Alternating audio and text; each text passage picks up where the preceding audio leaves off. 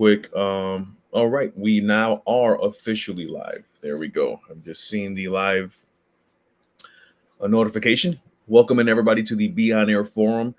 We are going to get started here in a bit. We are actually waiting on our guests to pop in. And so if you are here and you just hopped on and you are waiting, we thank you for your patience. Thank you for being on time. In the meantime, if you are on, you can definitely subscribe to our YouTube page. It is obviously streaming live now. That's the page that you are seeing via the StreamYard page /YouTube. And so if you have any questions or comments, please definitely put them in the chat section. We are getting ready to get things done. I see our guest is in the building. What's going on? Nice. Hey, how are you guys? Good. Hi, Linda. Hey, welcome everybody. And here we are, 6:30 on Monday, a few minutes late, but we're happy to be here with you. Tony, thanks for getting us started today as we welcome Derek on board.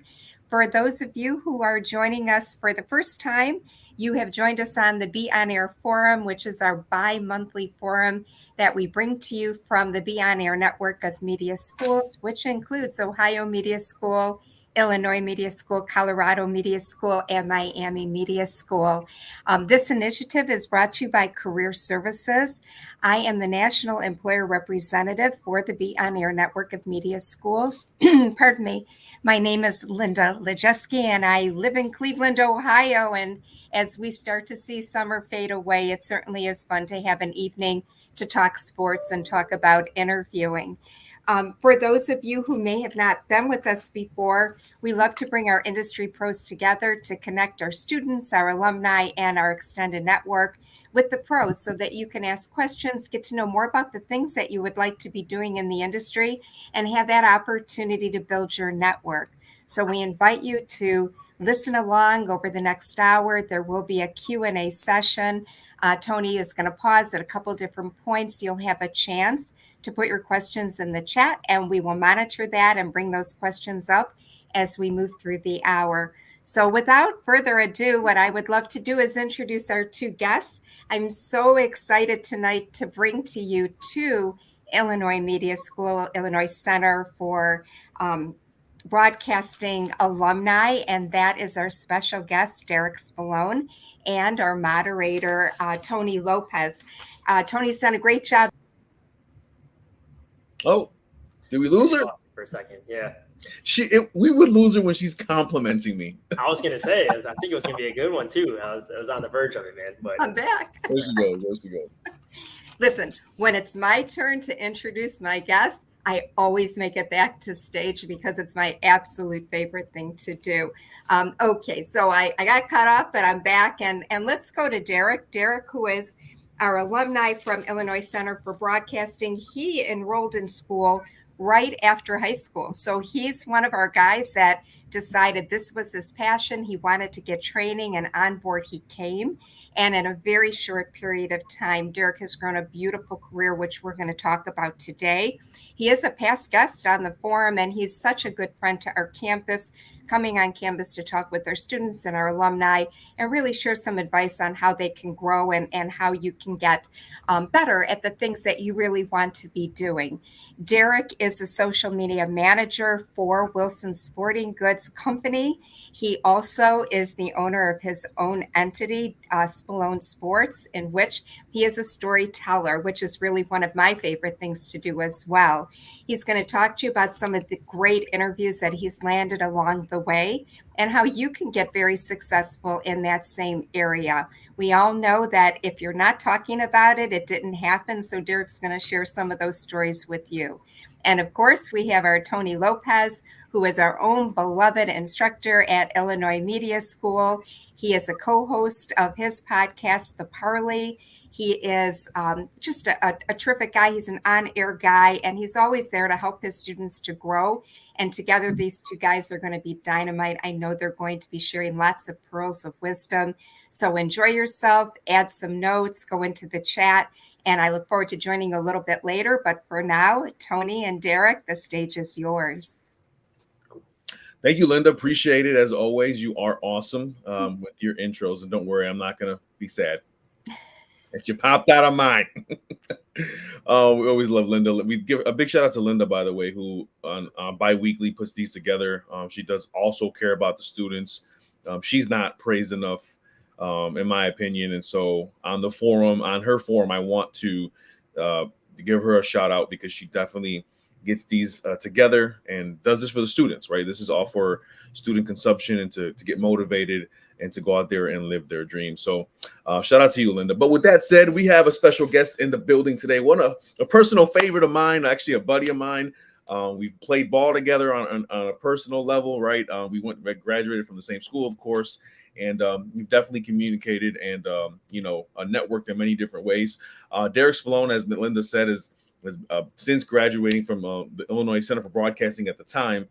Am I right? Illinois Center for Broadcasting? Yep, yeah. OG, yeah, 2013, yeah, 2014. No, excuse me, 2014. Yep. So yeah. Okay. Well, since graduating from our school, he has done so many things in the media industry, specifically sports. That's a personal favorite of mine. So anybody who's in the sports media, of course, I get geeked out about. And ironically, I didn't know you were in sports media, which was so crazy. And so when I found out, I was like, oh, this guy's cool. But Derek, man, welcome into the forum, bro. We appreciate you being here. It's going to be a fun hour. As Linda mentioned real quick before we get into it, the last 15 minutes of the forum, we're going to open it up for questions, a Q&A session like that. You can answer some questions from students or anybody who's on the forum. And we're going to get right into it. So Derek, man, first of all, I see your stuff all the time. I'm on social media with you. You are doing the big things. You're traveling. You're covering different sports. That's not just one. Specifically, first when you graduated, I think Spallone Sports is what we saw first. And so I wanted you to talk about first. How did that come about after graduation, and what was your motivation for it? Yeah, for sure. No, first off, again, I know you echoed it, but thanks to Linda and the team for inviting me to be a part. I'm glad to be here. It's always an honor and special to time to just try to be a resource however possible. And obviously shout out to you, Tony, man. Appreciate all the continued collaboration over the years. Of course, I know you're continuing to crush it, and so thanks for let me hop on with you and have a conversation. But yeah, no, so yeah, pretty much for me, my background. When I, initially started trade school, I graduated high school a few months early. I kind of knew this is what I wanted to get involved with. Kind of what you alluded to, the hoop dreams. I had the hoop dreams early on. I was cut for my varsity team my junior year. I didn't have the Michael Jordan comeback story, right? Where the next year he comes back, becomes the greatest of all time, so on and so forth. The rest is history. For me, though, my journey kind of went in a different route. So I had individuals that kind of planted seeds in my brain and said, hey, look, you like talking like sports. Have you ever thought about just pursuing that path of, something with sports communication in a realm? And I just remember, early on, my buddy had a video camera. He had it, and he said, hey, man, I've seen some people try these like video interviews. You should just try it out. Like we could go and like cover like a fall high school basketball league. So, I remember we went down to one of the gyms in the northwest suburbs, and we're just kind of experimenting, right, with interviewing some of the high school players after their games. And at that time, as you're relatively the same age, so it's all kind of around that same, right? I was a junior in high school. These individuals were sophomore, junior, seniors in high school. So that was kind of where for me it started with said, hey, like just kind of give it a shot and see with the video interview. So we kind of had the old school camera with the cassette tapes, and just went out and just tried, just gave it, started doing blogging, started fiddling with the interviews, and really discovered that this was something that I was interested in and intrigued by. Had the play-by-play opportunities too through high school to like kind of broadcast games. So you're kind of just dabbling, right? You're really learning and trying to get the reps where you can, at any opportunity to just try to hone in the skill and learn a little bit more. So, I think for me, that was where I knew, okay, this is a path I would like to pursue. So going to the school, and then upon graduation, I worked with a like sports, it was a production company at the time under Hidden Diamond Sports. And then a few years later after that, I went the route of kind of looking to craft and create more so my own content, if you will. Not that under Hidden Diamond Sports it wasn't, but I think, kind of a little bit more of the ownership of the content. So that, I was fortunate, and that was a little bit later on as a kind of my social media journey. So sorry for scrambling all over a little bit, but so Spallone Sports kind of, I would honestly say, came a little bit more down the road, because previously I was doing the work on a separate side on the production company side. But that was kind of what triggered it ultimately was, hey, still have that passion for storytelling, still have that passion for, trying to report and tell stories, and ultimately the relationships that I was fortunate to kind of establish over the years. So right when I was getting ready to start at Wilson, after some of my social media stops along the way, I said, hey, how about I just start my own branch, my own entity, where I could kind of funnel this content now in the storytelling under a hub, and you have a little bit more of how the content output will be and such. So that was kind of where that all stemmed from. It's a great thing, and it's funny because you almost were doing things before it was a thing. Mm-hmm. So you started doing you did your interviews, which is standard, right? You're trying to create content per se, but the way you developed and your how would I put this, the evolution of your content was almost ahead of its time, because nowadays what we're doing on TikTok and what we're doing on Instagram and Reels is watching short videos, right?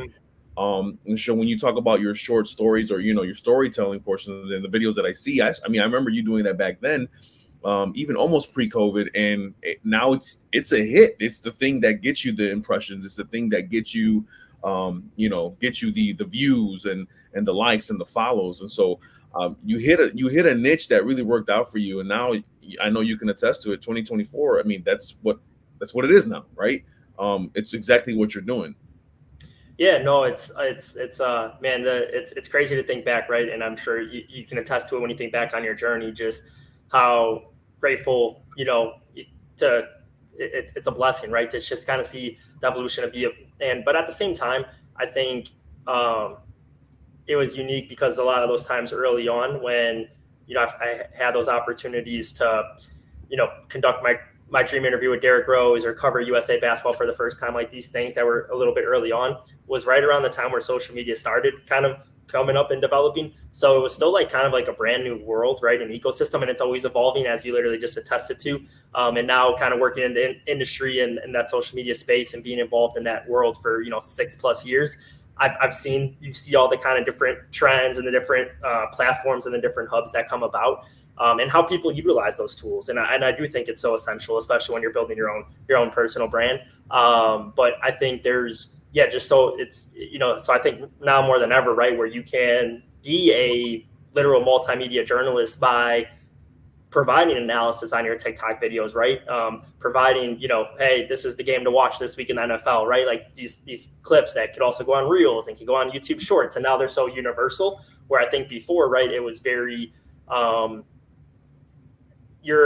unless you're making individual kind of cuts out of your interviews or your reports or whatnot, it's your YouTube video and it kind of goes on your website, and maybe you're posting it onto your Instagram, the full length, right? The 16:9 version and such. Yeah. But now obviously with the evolution of tools and everything like that, you really have the opportunity to cater to your audience, kind of hit the masses, while really having your content work for you, stretching it across, right? So that's really the beautiful thing about it, for sure.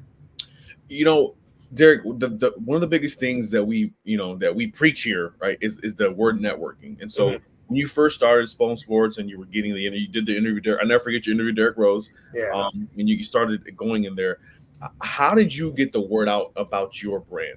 Branding is important, when it comes to media, anybody who's trying to be a talent or whatever the case may be. What were your ways of networking in the industry, especially the sports industry, which is dense? There's a lot of people doing sports. How'd you do it? Yeah. So, man, it's crazy. I know Mr. Grinke, I believe, may have retired, right? If I'm not mistaken, I think I just came across that. Not retired, just not retired. Just okay. Okay, got it. Well, the reason I bring him up is because I remember having a digital class early on, actually at IMS or at ICB at the Lombard campus. and kind of learning like the importance of like LinkedIn. So I think for me, what was really big was getting brought on board to LinkedIn and understanding like, oh, wow, this is kind of like a professional Facebook tool, right? This is like that tool. You take that over to LinkedIn. I'm sure everybody now is on LinkedIn, but at that time, 10 years ago, I was like, 18, 19, just started the trade school. I'm like, oh, wow, this is awesome. So it was like Facebook in 09. Yep, I'm sure, right? Yeah, well, I think you had to be in for that at the time. Did you have to be in high school to be like on Facebook or college or something like that, right? So, yeah. So, but no, I bring that up because I remember since I was so interested in just the broadcast and reporting space, just researching, really, using the keywords like sports reporters, sports directors, sports broadcasters, and just connecting with literally every individual and kind of having that templated message. I know you have to request to invite, but so, obviously you're hoping they would accept, but, sending that note just after, hey, my name's such and such. And, at those times, of course, you're excited and wide eyed. And it's like, you're just trying to learn, you know what I mean? I was coming from a town and area where like, I didn't know anybody in that industry. Like I never met someone that was like, hey, Derek, here's like the blueprint to like when I first started doing interviews, I'm sure kids were like, yo, this is kind of like strange, right? Like, it's just like, it's different because it's not, you're like you just mentioned, like you're on the court, right? It's not always necessarily, you don't see a lot of that, early on, especially when you're just like 17, 18 years old, right? You're just trying to figure it out. So I remember just trying to network, send messages out and just get a lot of, try to get advice, right? Understand. I wasn't necessarily asking for a job. I was just trying to understand like, hey, like would love to learn about your story, your journey. Like, how did you get started? Do you have any advice for me? And of course, and as you know, some advice overlaps, right? Tony, advice you may give to a student may be similar to advice I may give to a student, right? But then you also may say something that I wouldn't have said, right? And vice versa. Like, it's just, that's kind of the balance of it. You just try to take everything that, and soak up as much as you can, and you take bits and pieces, right? And then that's what you kind of can apply and stick to. And I think then from there, you try to, of course, try to continue to build upon those relationships and stay in touch. Hey, here's my latest interview. Hey, here's my demo reel. Do you mind taking a quick look, providing any feedback? Just things like that. And I will say, as you kind of go on your journey, I know at times it could get a little bit more tough because it's, if you're messaging 50 people at one point and then now you're kind of just the way of life and such. Yeah, right. Or your day-to-day job and you're trying to do it. So I think there's a lot of lessons from that, but I think I just remember like not really, I didn't like care about like failing. I didn't care about like not connecting, if that made sense. I was just open to whoever wanted to kind of help share insight with me. You know what I mean? And those are the things I remember. And that's why one of the best pieces of advice I got was reach while you climb. So it's while you're climbing up towards your goals, it's okay to put your hand down and pull somebody else up. Because as you just mentioned, Tony, yes, the media field, sports media field, sports in general is competitive. It's tight, it's cutthroat, all these different words. But at the same time, there are a lot of great people. It is realistic. It's not an impossible field, right? It's sometimes it's just, you're going to connect with some people that, hey, they may not really want to give you the time of day, but then you're going to connect with some great people, right? And then at the same time, that's how you could build either mentorship and try to be, a two-way street, right? Where it wasn't always just, hey, Tony, what can you do for me? But it's, hey, Tony, what can I do for you? And then you kind of try to build it from there. And that was always the mentality I took even for like PR staff when I was, trying to get credentialed to events or trying to like be in places or with different events was just, hey, I get it. Like, I don't work for ESPN. I don't work for the largest of entities. Is there an opportunity? Is there an opportunity for me to just come in and story tell? Is there an opportunity for me to capture content, hone my craft? I started, like I said, I didn't start with NBA, Team US. Like that wasn't, I just tried my best to work my way up and build content. Did high school sports, did college sports, covered the WNBA for a handful of years, got an opportunity to do some things on the NBA and Team USA. And from there, like you just said, now when you're talking about building your brand, when, after my stops in Green Bay and Tampa Bay and I came back to Chicago and I launched Spallone Sports, I was able to reach out to some of those individuals right on the PR side and say, hey guys, like, I know it's been a little on and off the last few years just because you're working your job, right? I was in the social media space, but hey, I launched Spallone Sport. This is what I'm kind of doing. And they kind of like, they know you, the person. You know what I mean? And I'm not saying that having the entity doesn't help, because you do have to have an affiliation, have credibility for sure, but having the relationship where they could say, oh yeah, like, okay, yeah, he comes in and he like does the right things, and now that kind of sticks with you. So when you talk about why that's important, is because imagine when I was 18, 19, and yeah, I was emailing everybody under the sun and trying to just find an opportunity. But if somebody said no to me, I wasn't like, what, da, da, da. I was just like, hey, completely understand. If there's ever an opportunity, we'd love to just get, if an opportunity ever comes about, and you kind of like just leave that door open, right? So maybe you could revisit it, and maybe the next year you come back with some more content. Hey, such and such, I know last year wasn't a fit. Hey, I actually had the chance to do some of this. They see your work. They see other people are kind of trusting you, giving you some access. Okay, hey, you know what? Let's give them a shot. Like, I think it's a lot about your attitude and your approach and your mentality, and that's kind of what helps you build. And I think honestly, just trying to just being yourself, right? I think number one rule is just be a good person, be kind to others. I think when you try to follow that approach, good things do happen. I know it may sound cliche in some ways, but I just think that's the truth. I just think when you just maneuver that way, that's where, because you're always your brand everywhere that's you. There's no like, if somebody the one time they met me said, man, I had a really negative experience with Derek, like, I'm not getting a second opportunity. Mm-hmm. But if the good first impression was, hey, you know what, he was professional and mature, and even though we didn't get him this, and he maybe thought he was going to do this, it's like you're flexible, and you just literally make the best out of anything that you can. I think when you go into like that, nobody owes you anything, and especially when you're young and coming up, and like, I'm just looking for an opportunity. I don't care what it is. Nobody owes me a thing. Like, that's what helps you, I think, have that mentality of like, yeah, I'm just gonna keep building and going and try to do things the right way. The Wilson, we kind of touched it slightly here in the beginning, but for those of you that don't know, if you're not in the sporting world, I mean, Wilson's a pretty huge brand. It's a pretty huge sports brand. On top of that, they have now networks, and they deal with many different leagues, right, and affiliates. Specifically, how did Wilson happen? Did they notice you, or were you sending them things? How were you able to commandeer the content creation position?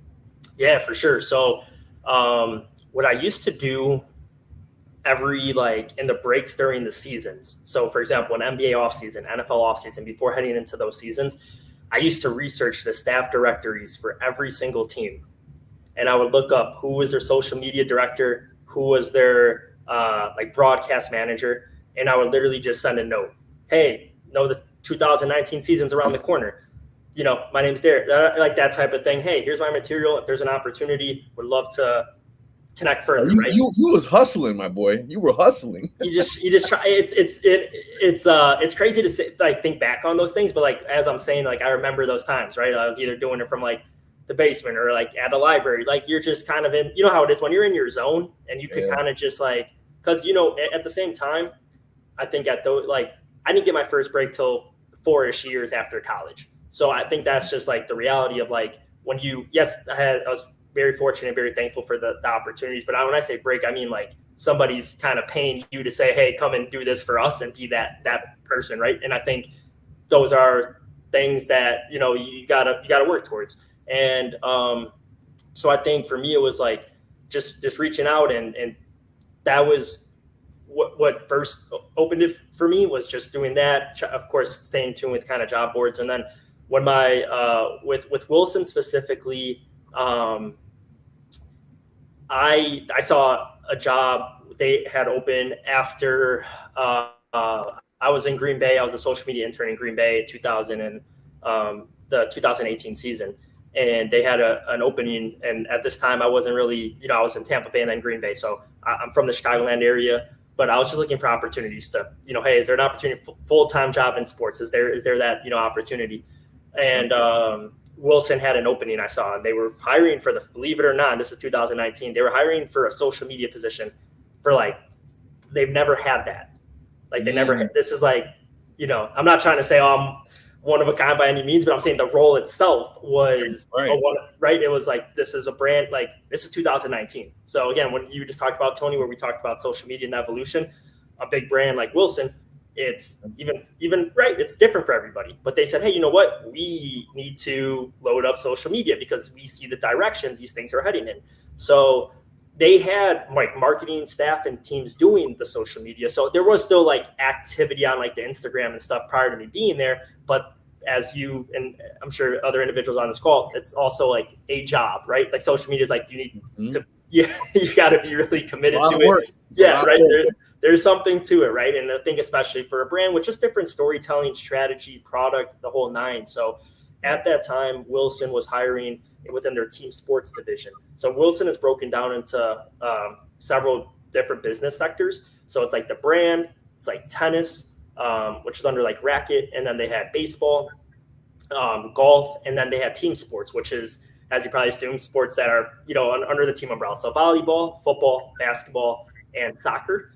So they were hiring someone that said, hey, we would like someone to come in and do the social media for these channels. So I was fortunate where what I used to do after I would apply for a job was I would, you know, try to look up who is the hiring man, you know, who is the hiring manager or who is in that role that I should reach out to. Just send a quick note inquiry. Hey, my name's Derek. Just applied for this role.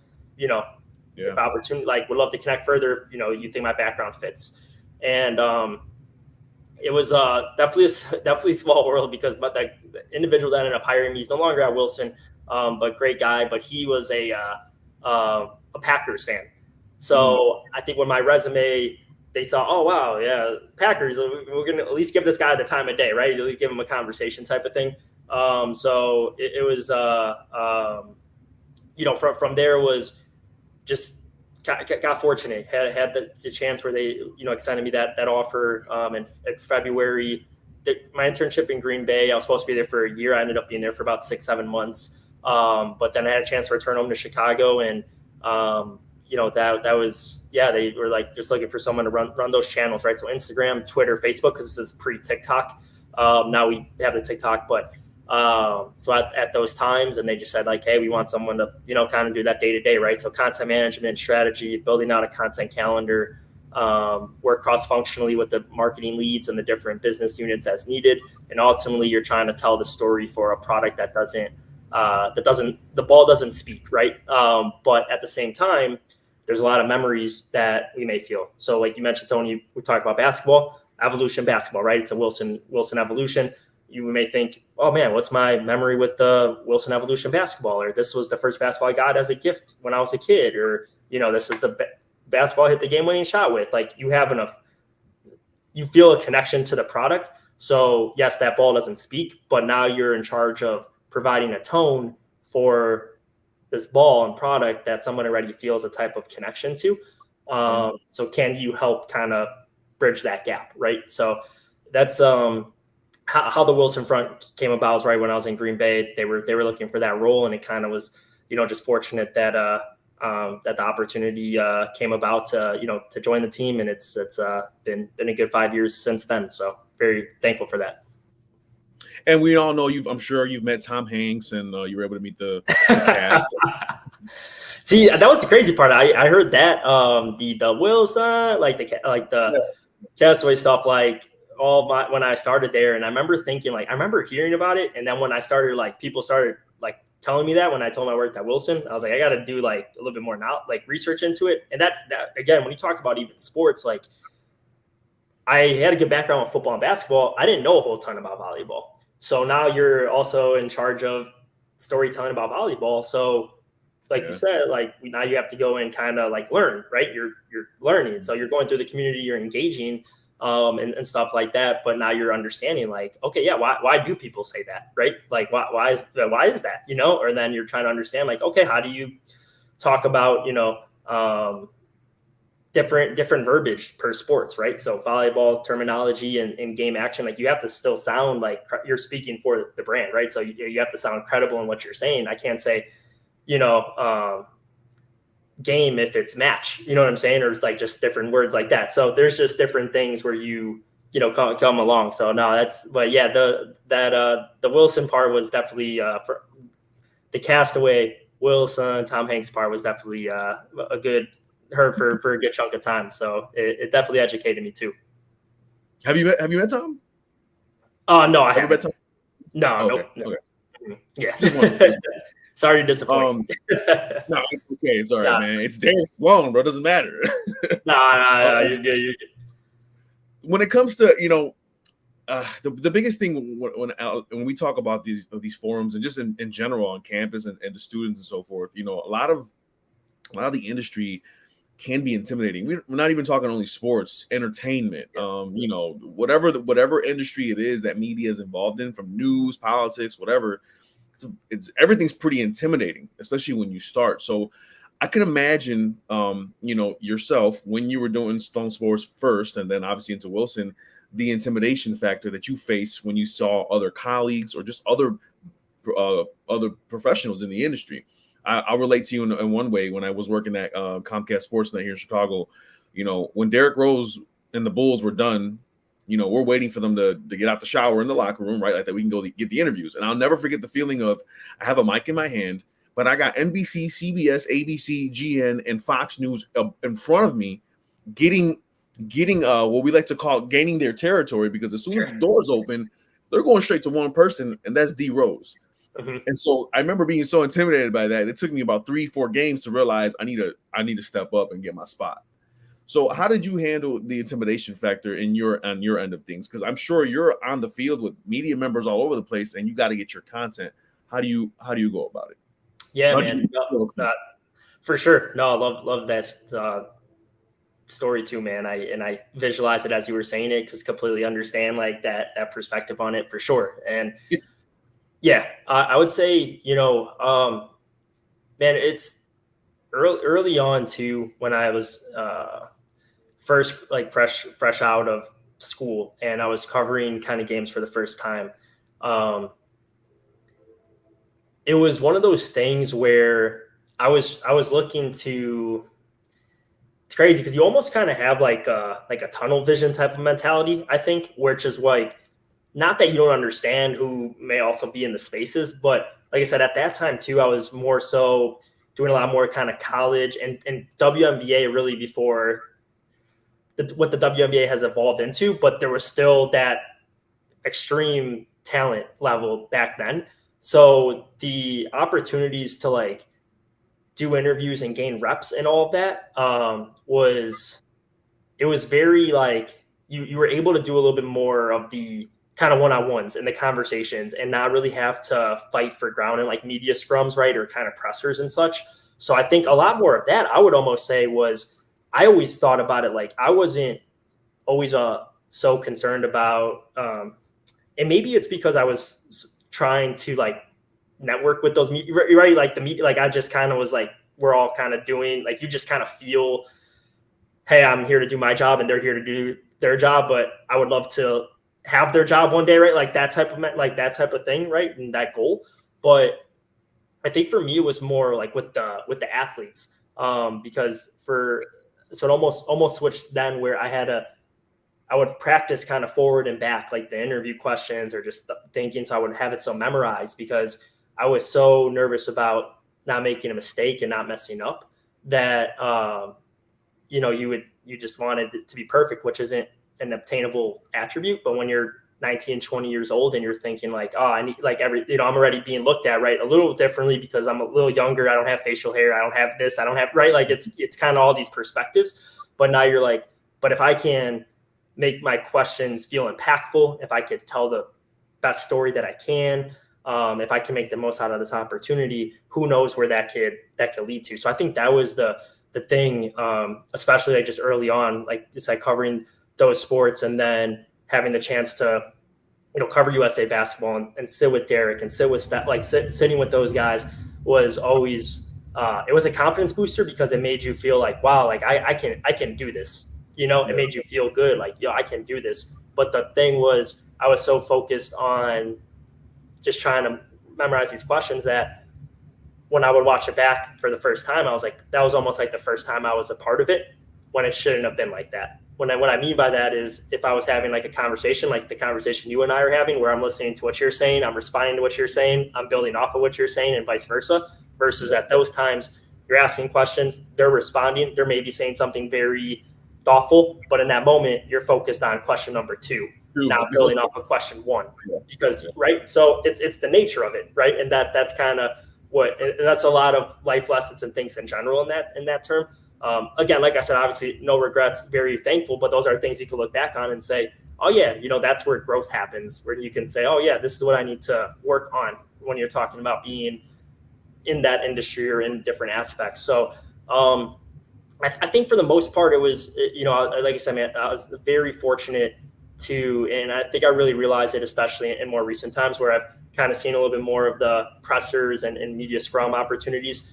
I was very fortunate early on to have a little bit more opportunities on the one-on-one kind of interview sides where, even when I was in settings, like I remember a couple of times, like they would say, oh, how did you interview Derek? Or how did you get that chance with Steph? Like, and these are other media members asking you those questions. I think looking back, and I was always like, it's crazy because, you think that that's kind of normal, right? Or not normal, more normal in the sense of like those other individuals, they're with, these larger networks. So it's almost like, it's definitely like a humbling feeling. But I would say it's definitely, I get it though, when you're in those situations. And again, I have been too, where you're in those scrums or in those environments and you're trying to really figure out your footing, your ground. Everybody's looking around. They're trying to read your credentials, see what your affiliation is, see if they should connect with you or not, like those type of things. I think it's always just important to remember like what you're there to do and like what your objective is. And I think that's kind of what helps, push it through. That was just big for me early on. I think was like just always remembering like, hey, this could be an opportunity to take that next step and trying to make the most out of every moment. So I wasn't so focused on what everybody else had going on. But I understand, like I said, even going through it over the years and now even working like social and sports and also working in like sports media. And when you kind of go back and forth, you're like, oh, this is like, I think those have been more times where I've noticed in recent years. But I think early on was just, you like run through a brick wall. And I think that was just like, kind of like you mentioned, even for you, like you just like, man, I got to fight for positioning with these entities, but hey, I have this microphone in my hand, so let me make the most out of it too. I feel like I've earned the chance to be in this environment, right? So yeah, I'm here too. Exactly, right? Yeah, no, for sure. We're gonna have a Q&A session here in a second, in about like 6-7 minutes. So get your questions ready, put them in the chat. We're gonna pop them up here in a few. Any questions for Derek, please ask away. That you guys can get your questions in. Listen, big dog, you've interviewed some big people, man. Okay, all right. I'm not gonna go down a list, but Kevin Durant, Caitlin Clark, Derrick Rose. We can go down the list of all these people you've spoken to, but who's the biggest star you've ever interviewed before? And a side question to that would be, what if it goes together? What was the most nerve-wracking interview that you've had? For sure. No, yeah, it's like you said, man, it's been a blessing on that sports media front to have those interview opportunities over the years. And like you kind of mentioned, through Wilson, having opportunities to have some interactions where we've done not necessarily interviews, right, but more of the content, right? Like a Caitlin, where she's an ambassador for Wilson. So we've done more of the behind the phone type of storytelling, where, as you mentioned, with Spallone Sports, been fortunate to do a little bit more of the formals and the interviews with the microphones and such. But I would say for me is my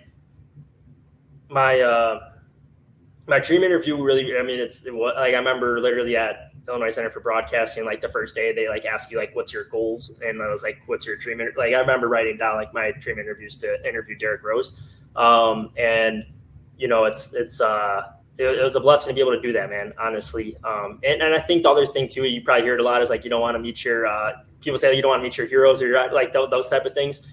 But as you could probably attest to too, like he's just the nicest guy. Like he was just very genuine, down to earth. And I think that made the experience for me, like, again, I'm 19 years old at this time, right? 20 years old. So it's like, wow, and kind of going to what you just, what we spoke about before, the feeling of like just being prepared and being like ready and locked in, feeling like, man, like, hey, this is you may have this opportunity, and you got to be ready in the moment. You got to really be set, right? And so I think that for me was one that always hold near and dear, just because I think where's at in stage in life, and having that moment of opportunity. And again, it's crazy that was 10 years ago. Time flies.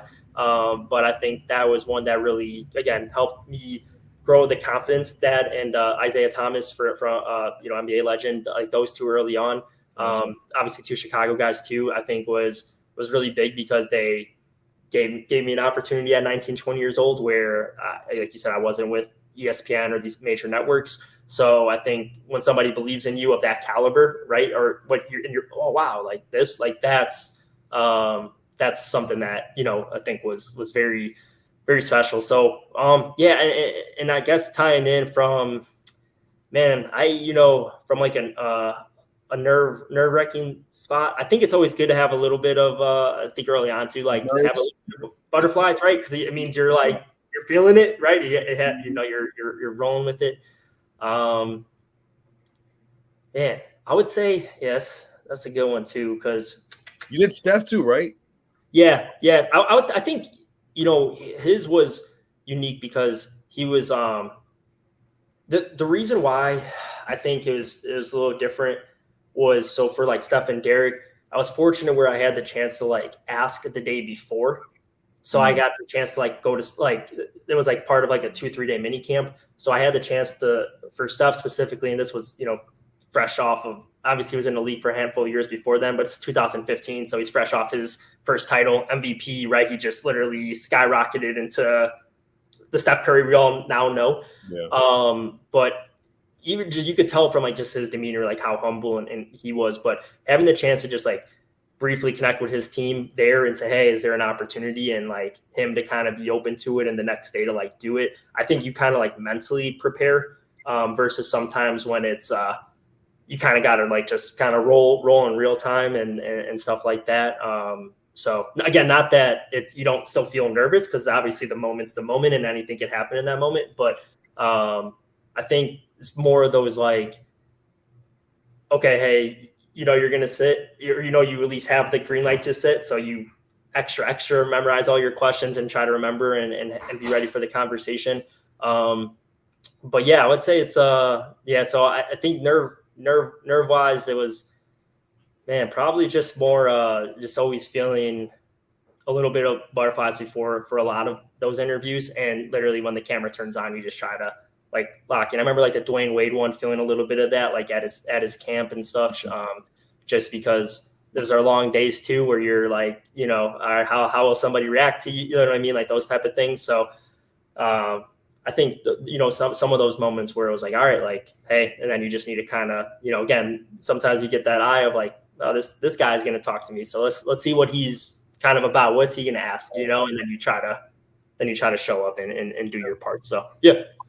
And in the sports world, and for those of you that know, a lot of the questions that come from media personnel and content creators are almost the same questions they've been answering 5, 10, 20 a day, 3 days ago. So you reminded me of a moment when on a Bulls media day, it was the second AC or MCL injury. I forget which way it went for Derek, but it was a second injury. And so the biggest question was, how's your knee? Yeah. So I remember trying to be the first person to ask the question. And when I did, I remember Derek having this face of like, it was a presser. So, he's looking upon all these people, but I remember his face having this annoying, he was slightly annoyed, right? He was like, here we go.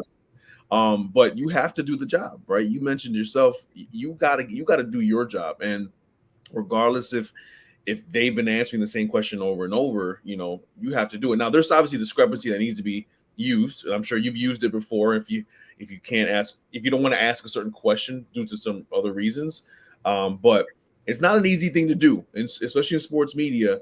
You sometimes have to ask the same question just to get it for your platform. Am I right?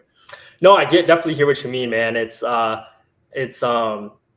think that's the kind of what you just alluded to, right? When you're sometimes with the the larger networks, and in your case, you know, you got it. It comes with the territory, right? You got to kind of grab that because that's maybe what your boss is asking you to do, or, you know, that's going to be the hit at 9 o'clock, or, you know, that's the soundbite, or that, like, or, you know, just a magnitude of different things. And I think that's what I tried to pivot early on, because I understood that, like I kind of mentioned, when I was coming in and I was kind of viewed as this like younger, like, you know, okay, what's this guy going to try to ask type of thing. And like I always try to just focus on highlighting the athlete as an individual first, athlete second. So really trying to understand, like, have them tell the story about their journey, their come up, their background, right? That these things that I always thought about it, like, hey, if even the age I'm at now, where I'm going on 30, if my 17 or 18-year-old self, who was trying to make the varsity basketball team, or was at a crossroads in my, you know, journey of like life and these things, like, if I could hear, like, what, you know, what's almost that question I would like to hear my favorite athlete speak about, right? The Derrick Rose speak about, or, you know, another athlete speak about, like, what is that kind of question, or, oh, wow, can that trigger something for me? But to what you just alluded to, I was also very mindful that I was fortunate that was kind of a unique position to be in, because I didn't necessarily, it wasn't going on Comcast Sports at Chicago, right? It wasn't going on WGN, where the stories are, the hits are the hits. Not that you can't do feature stories, and obviously you've told great stories. I'm just saying I understood that, you know, as I went through the industry. I was like, oh yeah, this is kind of not necessarily what the standard is. It's more of the, hey, like, can you, if you have your own platform, and as you do too, and, you know, with the storytelling, you could kind of craft that narrative, and you could craft those questions. So maybe now when you're, you know, speaking with Derrick, your direction is a little bit different, because it's like yours, right? It's like your content. It's yours. It's the story that you want to put out. It's how do you want to kind of spotlight. And that was honestly even a piece of advice I got early on from a former correspondent at a network who covered the Bulls. And I remember he had shared with me, like, man, like, you know, one of his first encounters with one of the athletes, and it was like his first year, like, covering the team, and how he always talked. I remember what he was trying to explain to me was, how do you kind of flip the narrative, so you're not, you know, yes, maybe there wasn't always the most positive thing about said player, but is there a way you can find that silver lining, or that positive, so it flips a little bit? So now when you're seeing that player 365 days, right, every single day, they're not just looking at, like, oh man, that's Derrick, who all he wrote about was this, but it's like, he kind of try to put a spin on it, right? So if I was having a tough shooting night, you know, or I was having a tough stretch of the season, it was like, oh, he's off to a tough stretch. But hey, last year on the same time, he was off to a tough start, and now he was able to, like, you know what I mean? So now you're kind of flipping it a little bit. So yeah, no, to your point, I definitely, I was, you know, it's that part where you gotta do what you gotta do. But at the same time, I was very thankful and fortunate that I was able to craft more of the content focused. Yeah. And I didn't have to, like, I didn't have to ask Derrick about the ACL, and I was glad I didn't. But at the same time, I understood that, like, that was the question at those times, because that's what the actual story is. Nobody's really trying to, like, you know, what was the biggest lesson you learned growing up in the South Side of Chicago? Like, that's kind of not necessarily maybe the storyline, but because of the content that you're crafting, their narrative that you can put together, you could kind of pivot to that direction, you know? For sure. Oh yeah, definitely. There's a place and time, and you if you have your own narratives, you definitely get to them. I think you do a really good job of doing that on all the platforms that you report on. So no, appreciate it, man. Same to you. I appreciate that. Yeah. You know, Derrick Spallone, obviously here with us, for alumni of the Illinois Media School, formerly known as Illinois Center for Broadcasting. He's been talking about his sports media journey and how he's been able to progress and grow in the industry. We are also proud of him. Of course, we're still with him, obviously now. We want to give a chance to our audience here to ask you some questions here on the forum. And so I don't know if, Linda, we have some questions ready. I'm always in full screen mode here, so let me see if she usually does pop them up here. I'm going to go to the chat. Yeah, that we don't have any questions right now. Okay, got you. Well, we have right now. Storytelling. If you have any questions or comments, please put them into the chat here. Linda, did you want to chime in on the conversation, or did you want to say something? You know what? I'm enjoying it so much. It's been my pleasure to get to know you so well over time and to watch your story grow. And, I think from my perspective, the thing that I really appreciate is that exuberance, when you first get started and, your use of the search bar, right? So you knew that you had a tool on LinkedIn and you could reach out to people. And if they wanted to connect with you, that was great. But maybe expound a little bit more, Derek, about when you would reach out to people on LinkedIn and the types of responses you may have gotten that you felt a little dissatisfied with, but you knew you still needed to respond back. So maybe how you handled those kinds of responses. Yeah, for sure. I would say, yes. Sorry, trying to think back on that. It sent a handful of messages for sure coming up. So I would say, for the most part, I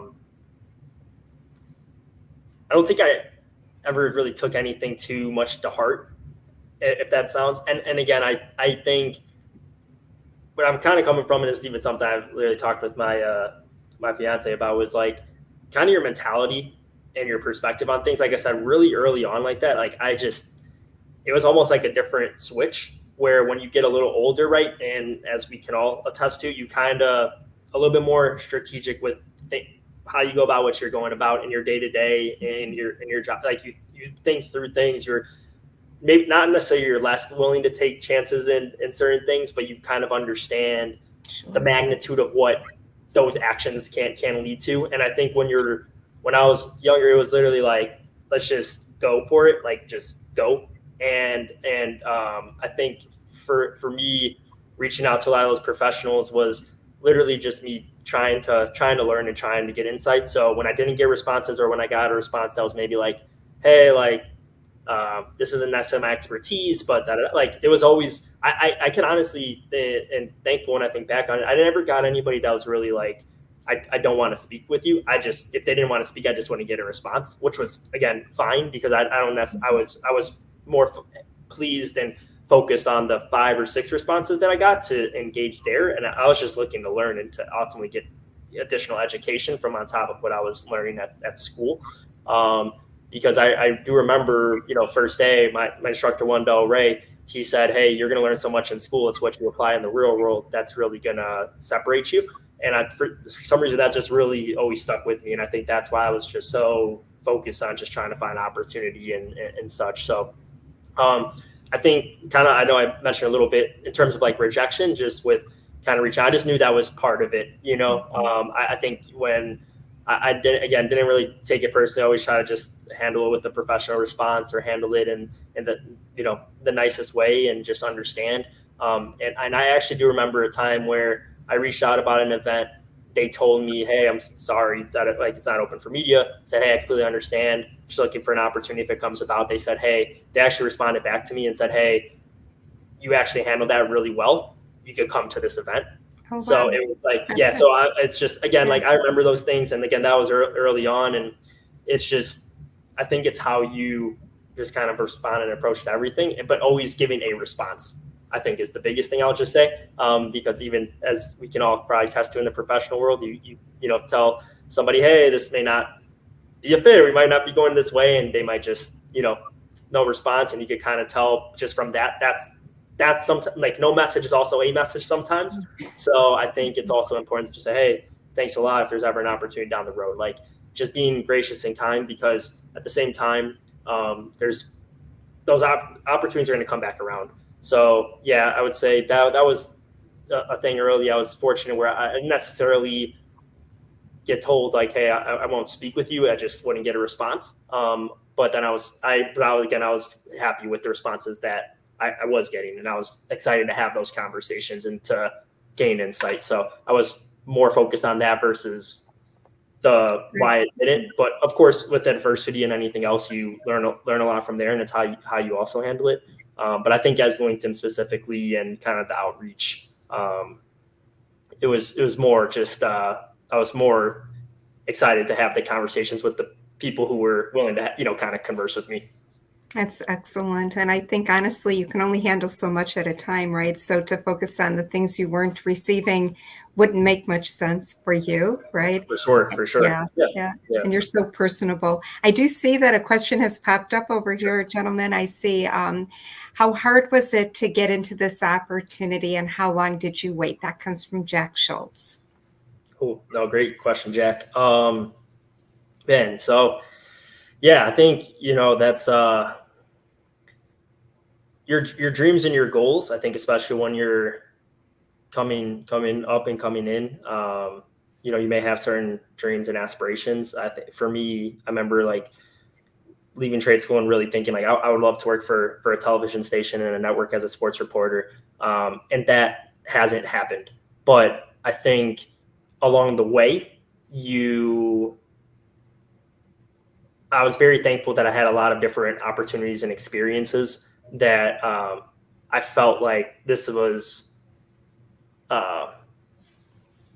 along that kind of that ride and journey. This is maybe what I'm meant to be doing. This is maybe what my purpose is supposed to be. And I think when it's fortunate to have, like I said, those interview opportunities and experiences and conversations. And I was, fortunate to work in the NFL for a couple of years on the social media side and work for Wilson on the like finding other ways. I think for me, it came back to, I just love sports and I love storytelling. So being able to ultimately, look at it and say, okay, yeah, maybe I'm not necessarily a TV sports reporter, but hey, I'm able to be involved in the sports space and to work in that space and to storytell in that space and still be around sports at a really high level through these avenues. And that's what ultimately I felt like brought me, a lot of joy and passion for that. So I would say, like I said, my first break really probably didn't come until about four years after school. So you're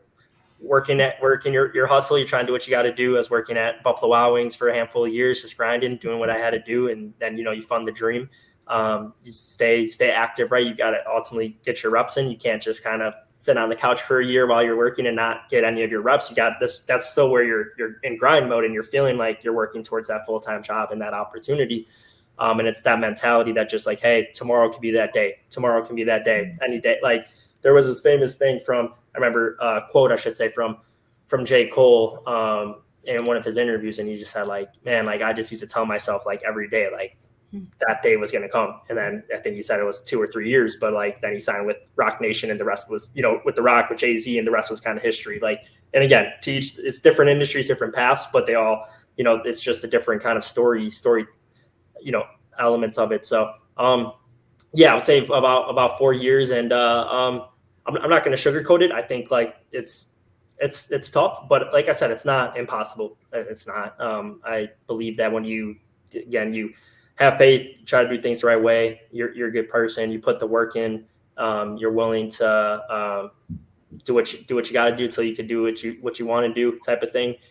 Those opportunities will come. So again, yeah, good question. Yeah, but I would say for me it was right around that 4-year mark, and I mean 4 years went fast. But I was 18, 19 years old, so it was a little different because I was so young. Where I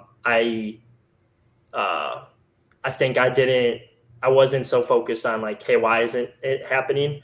I was more so just trying to make it happen. I just understood there's some things I just couldn't control, and when it was meant to be time, that's the time. But I also knew people that were older than me that were grinding and they were doing it and they were going for it. And like, that's what it's just, everybody's window is different. Like, you can graduate from the school tomorrow and you might be at ESPN the next day. And that's amazing. That just wasn't my story, but that doesn't mean it can't be yours. It's different for every single person for sure. Absolutely. Okay. I see one more question. Do you want to take one more question? Derek, you have one more question in here. Sure. Celeste Barr asks, with so many different avenues within the media school program, how did you decide, okay, this is it, this is where I belong? Yeah, no, it's I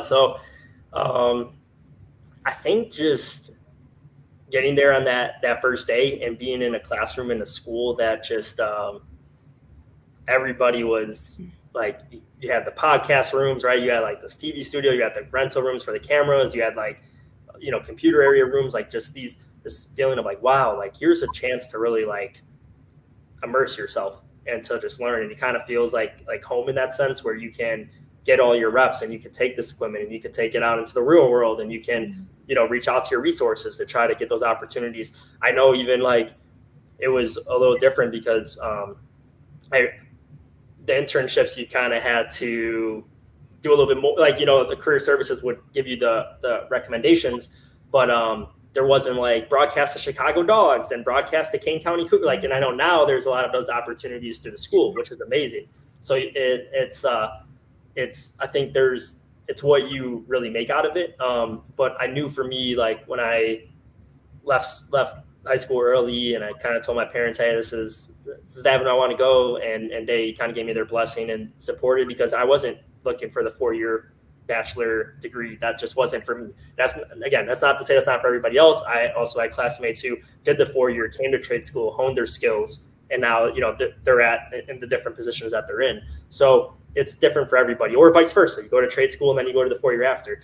For me, I just put all the eggs in one basket. So I really knew I had to literally try to do every single thing I could, because there wasn't like a plan B. It was, this is what I needed to try to figure it out and to do the best that I could. And obviously life's life, and you have faith, you leave it in God's hands, and, support from people, your family and friends and such, and peers. But, yeah, no, it was really cool. Just like I said, that feeling for sure on being on campus and just being around other individuals, because you knew everybody was just trying to, you all had the same goal, mission. Maybe someone else wanted to do videography, and someone wanted to do production, someone wanted to do radio, but you knew everybody was there just hungry and eager to learn. And you had the chance to like grow those bonds, because I remember one of the guest speakers mentioned your baseline in the industry. Once you're at the school, your foot's in the door. So everybody was like, we all felt that. We're like, oh, we have a foot in the door, but how do we like kick the door open, right? And that's where I think everybody was very, that. So that was definitely some good memories and some good times for sure. That's great. That's so, and Celeste said, thank you for the inspiration. I have to honestly say, since the first time I spoke with you, Derek, and we've chatted many times and emailed many times, I am always so inspired by you. And I look in this little chat, and Jack left a message that says, well, I'm 48 and still desire this. And I think, yeah, age, there is no limit on that age of getting to your dream. It's the hustle. It is, when you recognize that the hustle will get you there, you're going to get there. If you think it's going to fall through the roof of your house when you're at home, it's not going to get you there. And so I think, for you, as you tell your story, you're kind of like that little kid in today's world, who was kind of born scrolling on an iPad or a phone, and they know to touch it gently and get to where they want to be at a young age. And for you, you had that same innocence as you got started. This was just what you were going to do. And so that's what you set out after. And that would be my advice to everybody that's listening in, either now or future listening. Where your goal is where your goal should be. You can always aim higher, but don't create obstacles. Move those barriers so that you can get to what it is that you want to do. And by the way, being a good guy or girl or whatever it is, right? It really pays in this world, because when people see that you have this desire and hustle, and you're a good person at baseline, there will always be an opportunity for you. So fabulous stuff. We love when you come back, and I know we'll ask you to come back again, Derek. You're such a good guest, and offer so much information to everybody. And we've had a great hour. See, I told you, it just flies, doesn't it? It flies so fast. Any closing words, Tony, that you would like to share? Man, just thanks, Derek. Thank you to Derek again for coming on, and really, this is all about motivating, inspiring students, and giving them, an outside concept, a concept outside the classroom when it comes to this industry that we all love. And so, Derek, you're definitely a pillar in that, especially being an alum of the school. Like you've done so much work. I always tell students, the people that make it in this industry are the people that do more than what they're supposed to do, right? That they're out doing extra stuff, creating extra content. They're doing more than the norm, and those are the people that get noticed. And you are a prime example of that. And more importantly, man, much success to you. Keep working hard. There's no doubt in my mind, Derek, that at some point in your life you'll be working on a TV station somewhere. I mean, or something close to that. And so this is honestly, this is the beginning of your journey. To be honest, I think there's more to come for you with the amount of work that you do, the motivation that you provide to whatever platform you have, and you're going to be awesome. So always an honor speaking to you, Derek, and all the students that are here. Be inspired. Keep working hard. Don't give up. I actually put a post up today on my social media. It hasn't been the easiest year, but don't give up. Don't give up. Keep pushing. Stay inspired. And Derek, like I said, you're a prime example of that. So I appreciate you coming on the show. It's an honor. No, thank you guys for those words. And I think just again going back to even what I know Jack had just mentioned too on the time frame. Again, there's no can't put a time frame on your goals and your dreams, right? Everybody's journey and trajectory is different. When it's meant to happen, it happens, right? Sometimes we want things to happen on our time, but it's about when those moments and opportunities come. But no, I mean it's always an honor to be a resource however possible for the school, and that was a big part of my life in this chapter that I've been on for 10 plus years. So very, very grateful. So again, thanks, Linda. Tony, always a pleasure, man. I know we'll continue to stay locked in and keep crushing it. And thank you to all the students too for hanging on. And again, if I could ever be a resource for anybody, don't hesitate to reach out. And wishing everybody the very best. And let's put it on record, Linda. I'm sorry. Let's put it on record. Yeah. Derek owes me a basketball session very soon.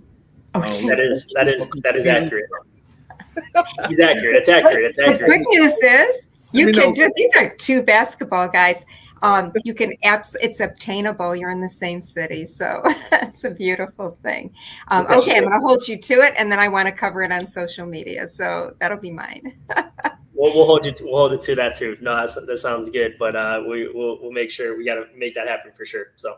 Okay, that's great. Derek, if you'll stick around for a quick second with Tony, we're going to say good night to everybody and tune back in around and learn from Derek. You can listen to this. It's on YouTube, and we hope to see you again in a couple of weeks. Thank you, Derek, and thank you, Tony. Cool. Have a good night, everybody. Thanks.